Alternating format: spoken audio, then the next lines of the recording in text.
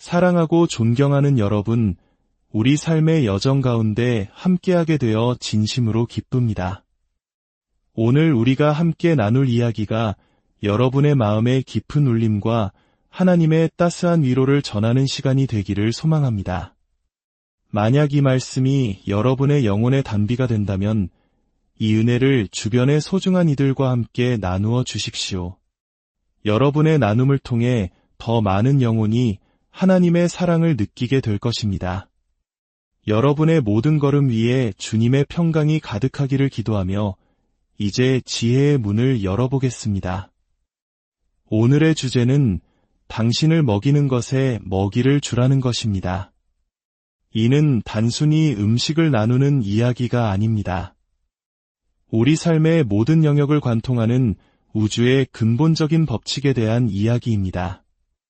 여러분에게 영적인 양식을 주고 힘을 주며 삶의 의미를 더해주는 그 모든 것에 여러분은 어떻게 반응하고 계신가요? 잠시 일상의 분주함을 내려놓고 이 깊고도 중요한 원리에 대해 함께 묵상해 보았으면 합니다. 하나님께서 이 세상을 창조하셨을 때 그 안에는 놀라운 시스템, 바로 순환의 법칙을 심어두셨습니다.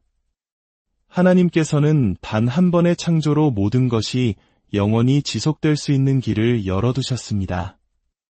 그 비결이 바로 자신을 먹여 살리는 것에 다시 돌려주는 것이라는 단 하나의 법칙을 지키는 데 있었습니다. 땅을 보십시오. 하나님께서는 땅에서 풀이 돋아나게 하셨습니다. 그리고 그 풀에게는 한 가지 약속이 주어졌습니다. 바로 자신을 키워준 땅에게 다시 자양분이 되어 돌아가라는 약속입니다. 풀이 썩어 거름이 되어 땅을 비옥하게 하고 그 비옥한 땅은 다시 새로운 풀을 퇴원합니다. 이 순환의 고리가 끊어지지 않는 한 땅은 영원히 생명을 생산해낼 수 있습니다. 그러나 만약 땅이 풀에게 주는 것보다 풀이 땅에게 돌려주는 것이 적어진다면 그 순간 순환은 깨지고 땅은 생명력을 잃어 검게 변해버리고 맙니다. 하늘을 보십시오. 구름이 비를 내립니다. 어마어마한 양의 물을 쏟아내지만 구름은 결코 텅 비지 않습니다. 땅에 내린 비가 증발하여 수증기가 되어 다시 하늘로 올라가 구름을 채우기 때문입니다. 이것이 바로 순환입니다. 구름은 자신을 다시 채워줄 땅을 믿기에 아낌없이 비를 내릴 수 있는 것입니다. 이처럼 자연 만물은 나를 살리는 것을 나 또한 살린다는 위대한 법칙 아래 움직이고 있습니다. 성경에서 예수님께서 길을 가시다가 무화과나무를 저주하신 이야기를 기억하실 겁니다. 언뜻 보면 그저 배가 고프셨던 예수님께서 열매가 없다는 이유로 나무를 말라 죽게 하신 것처럼 보일 수 있습니다. 마치 우리가 배고플 때 문 닫은 식당을 보고 화가 나서 불을 질러버리는 것과 같은 충동적인 행동이었을까요? 결코 그렇지 않습니다. 예수님께서 무화과나무를 저주하신 이유는 그 나무가 하나님의 창조 원리, 즉 생명의 순환 법칙을 어겼기 때문입니다. 무화과나무는 땅으로부터 수분과 영양분을 끊임없이 빨아들이고 있었습니다. 받기만 하고 있었던 것입니다. 하지만 정작 열매를 맺어 돌려주어야 할 때 아무것도 내어놓지 않았습니다. 땅의 자양분을 소모하면서도 그 어떤 열매도 돌려주지 않는 것, 그것은 생명의 법칙에 대한 명백한 위반이었습니다. 예수님은 바로 그 점을 지적하신 것입니다. 어찌하여 땅만 버리느냐? 받기만 하고 돌려주지 않는 모든 것은 결국 그 생명력을 잃게 될 것이라는 엄중한 경고였습니다. 이것은 단순히 자연의 법칙에만 국한되지 않습니다. 이것은 자선이나 관대함의 차원을 넘어선 우리 삶의 모든 관계를 지배하는 원리입니다. 여러분이 이 법칙을 어기는 순간 그 관계에는 저주가 임하고 결국 메마르게 될 것입니다. 결혼 관계를 생각해 보십시오. 한 사람이 끊임없이 사랑과 희생을 쏟아붓는데 다른 한 사람은 받기만 하고 아무것도 돌려주지 않는다면 어떻게 될까요? 저는 장담합니다. 그 결혼 생활은 머지않아 파괴될 것입니다. 사랑의 샘이 마를 때까지 주기만 하던 사람도 결국 지쳐 쓰러질 것이기 때문입니다. 언제든 당신에게 무언가를 주는 근원에 당신이 되돌려주지 않는다면 당신은 결국 그 근원을 죽이게 되는 것입니다. 성경은 말합니다. 곡식을 밟았더는 소의 입에 망을 씌우지 말지니라. 소의 노동력으로 이익을 얻으면서 그 소에게 먹이조차 주지 않는 것은 착취이며 결국 그 소를 죽게 만드는 길입니다. 이 원리는 우리 삶의 모든 영역에 동일하게 적용됩니다. 당신에게 영감을 주는 것, 당신을 성장시키는 것, 당신에게 기쁨을 주는 것, 그 모든 것에 당신은 다시 에너지를 쏟아야 합니다. 상식적으로 생각해 보십시오. 당신을 먹이는 것을 당신 또한 먹여야 하지 않겠습니까? 당신을 축복하는 것을 당신 또한 축복해야 하지 않겠습니까? 당신을 돕는 것을 당신 또한 도와야 하지 않겠습니까? 당신에게 부어지는 것에 당신 또한 부어주어야 하지 않겠습니까? 이 진리를 깨닫기 위해 우리는 신학 박사학위가 필요하지 않습니다. 이것은 삶의 가장 기본적인 지혜입니다. 저는 제 삶에서 이 법칙의 위대함을 깊이 체험한 순간이 있습니다. 제 어머니께서 연로하시어 몸져 누우셨을 때 저는 어머니를 돌보는 일에 헌신했습니다. 세상적으로는 수많은 상을 받고 여러 나라를 다니며 성취를 이루었지만 제 인생에서 가장 자랑스러운 일을 꼽으라면 단연코 임종하시는 순간까지 어머니 곁을 지켰던 것입니다. 때로는 제가 직접 어머니의 몸을 닦아드리고 음식을 떠먹여 드렸습니다. 제가 할 수 없을 때는 사람을 고용해서라도 어머니께서 불편함 없이 지내시도록 최선을 다했습니다. 왜냐하면 제가 아기였을 때 어머니께서 저에게 똑같이 해주셨기 때문입니다. 제가 어머니 옷에 토하고 소변을 보았을 때도 어머니는 인상 한 번 찌푸리지 않으시고 저를 사랑으로 씻겨주셨습니다. 그때의 제 마음은 단순히 의무감 때문이 아니었습니다.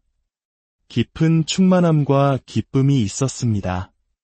그것은 상황이 반대였더라도 어머니께서 저에게 해주셨을 것처럼 저도 어머니께 해드릴 수 있다는 것을 증명하는 과정이었기 때문입니다.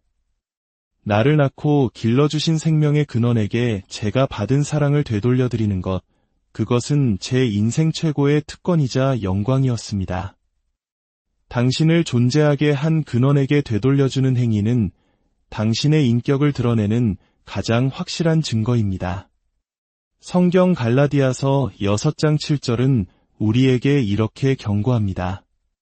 스스로 속이지 말라. 하나님은 업신여김을 받지 아니하시나니 사람이 무엇으로 심든지 그대로 거두리라. 당신은 너무 바쁘다는 핑계로 혹은 너무 중요한 사람이 되었다는 교만으로 이 법칙을 무시할 수 없습니다. 저는 길에서 이런 문구를 본 적이 있습니다. 당신이 당신의 부모를 대하는 태도로 당신의 자녀는 당신을 어떻게 대할지 배운다. 정말 소름 돋는 통찰 아닙니까? 만약 당신이 부모님께 무례와 무관심을 던진다면 당신의 자녀들 또한 당신에게 똑같이 되돌려줄 것입니다. 당신은 결코 무례를 심고 존경을 거둘 수 없습니다. 적대감을 심고 사랑을 거둘 수 없으며 탐욕을 심고 풍요를 거둘 수 없습니다. 사람이 무엇으로 심든지 그대로 거두게 될 것입니다. 혹시 주변 사람들이 당신을 좋아하지 않는다고 느끼십니까? 그 이유가 무엇인지 아십니까? 어쩌면 문제는 간단할지 모릅니다. 당신이 친절하지 않기 때문입니다. 당신이 교묘하게 사람을 조종하고 계산적으로 대하기 때문에 사람들이 당신을 피하는 것입니다. 좋은 관계를 원하십니까? 그렇다면 먼저 웃는 법을 배우고 다른 사람의 말을 경청하며 진심으로 친절을 베풀어 보십시오. 아무리 외모가 뛰어나다 한들 불친절하고 이기적인 태도는 그 모든 것을 무색하게 만듭니다.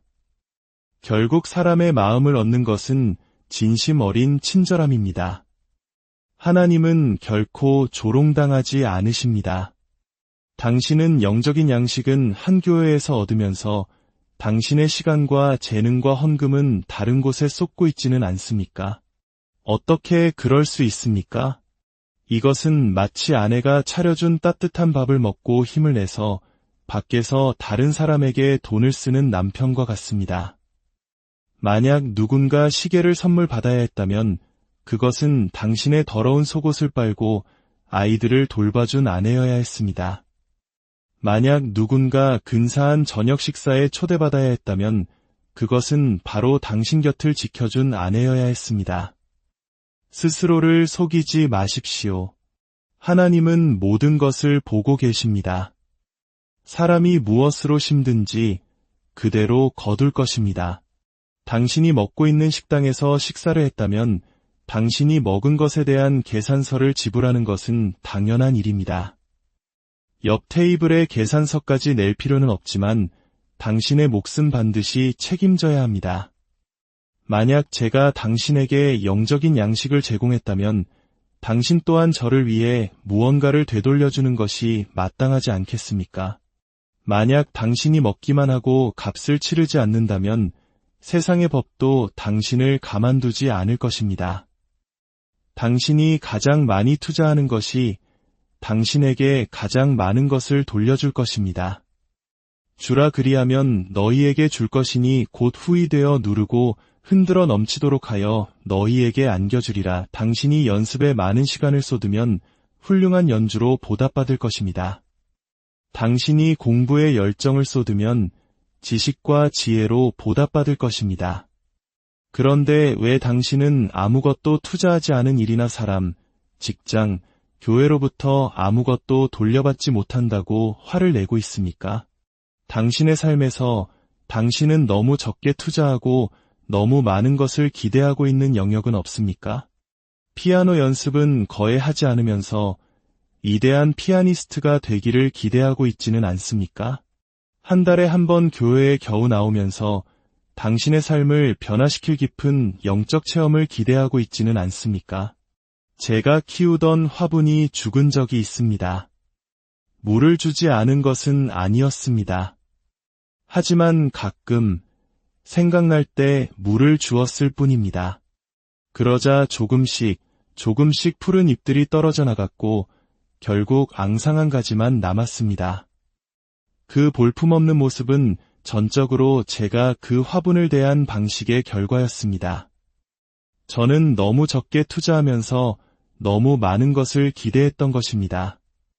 마지막으로 우리 세대의 책임에 대해 이야기하고 싶습니다. 저는 우리 세대가 젊은 세대를 향해 요즘 애들은 이라고 혀를 차며 비판하는 소리를 들을 때마다 마음이 아픕니다. 그들의 어리석음과 철없는 행동이 마치 우리와는 아무 상관없는 일인 것처럼 말합니다. 하지만 잊지 마십시오. 그들은 바로 우리의 자녀들입니다. 그들이 가진 문제점과 장점, 그 모든 것은 바로 우리가 그들을 키워온 결과물입니다. 어쩌면 우리 한국 사회는 한강의 기적을 이루며 앞만 보고 달려오는 동안 돈을 버는 데는 열중했지만 사람을 키우는 데는 소홀했는지도 모릅니다. 우리는 아이들을 컴퓨터와 스마트폰에 맡겨두었고 사랑을 주고 대화를 나누며 곁을 지켜주지 못했습니다. 우리 부모님 세대가 우리에게 쏟았던 그 희생과 사랑만큼 우리가 우리 자녀들에게 쏟아주지 못했기 때문에 그들이 지금과 같은 모습이 된 것입니다. 만약 결과를 바꾸고 싶다면 우리는 투자를 바꿔야 합니다. 이제 젊은 세대를 향한 비난을 멈추고 우리의 잘못을 회개해야 합니다. 얘야, 아빠가, 엄마가 너에게 마땅히 해주어야 했던 만큼 함께 해주지 못해서 미안하다. 하지만 널 이 혼란 속에 혼자 두지는 않을게 라고 말하며 그들의 손을 잡아주어야 합니다. 우리 부모님들이 우리 안에 심어주셨던 그 믿음과 가치를 이제라도 우리 자녀들에게 심어주어야 합니다. 그들이 하나님 없이 이 험한 세상을 홀로 맞서지 않도록 말입니다. 사랑하는 여러분, 당신의 삶을 다시 한번 돌아보십시오. 당신에게 생명을 주고 힘을 주며 의미를 주는 것은 무엇입니까? 당신의 가족, 당신의 신앙 공동체, 당신의 일, 당신의 재능, 그 모든 것이 당신을 먹이는 소중한 근원입니다. 그 근원이 마르지 않도록 오늘 당신의 시간과 열정과 사랑을 부어주시길 바랍니다. 당신을 먹이는 것에 먹이를 주십시오. 그럴 때 당신의 삶은 마르지 않는 샘과 같이 풍성한 열매를 맺게 될 것입니다. 주님, 오늘 이 말씀을 듣는 모든 심령 위에 함께하여 주시옵소서. 우리 각자가 받은 은혜의 근원을 깨닫게 하시고 감사함으로 되돌려주는 삶을 살게 하여 주시옵소서. 그리하여 우리의 모든 관계와 삶의 터전이 주님의 사랑 안에서 더욱 풍성해지게 하옵소서. 우리 주 예수 그리스도의 이름으로 기도드립니다.